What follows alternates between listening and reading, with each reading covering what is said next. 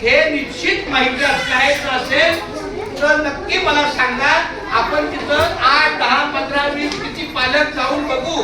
त्यांची स्वयंपाकखोरी, त्यांची भांडी, त्यांचे कर्मचारी पण आजारी नसतात. चांगले असेल तर ते कामावर येतात.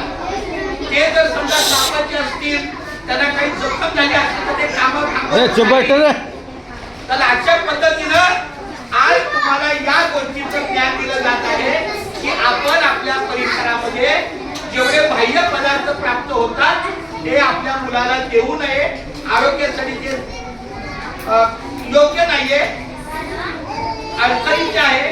आपलं घरचंच पदार्थ खाणं गरजेचं आहे. आणि दुसरी गोष्ट, एका बाजूला शाळेत पोषण आहाराची प्रक्रिया राबवली जाते आणि दुसऱ्या बाजूला व्यसनमुक्तीचं सुद्धा कार्य चालू आहे. शाळेच्या 50 मीटर अंतरावर पान, बिडी, सिगरेट, मावा, गुटखा, तंबाखू, गोवा काय जो शब्द आहे ते खाण्याला ते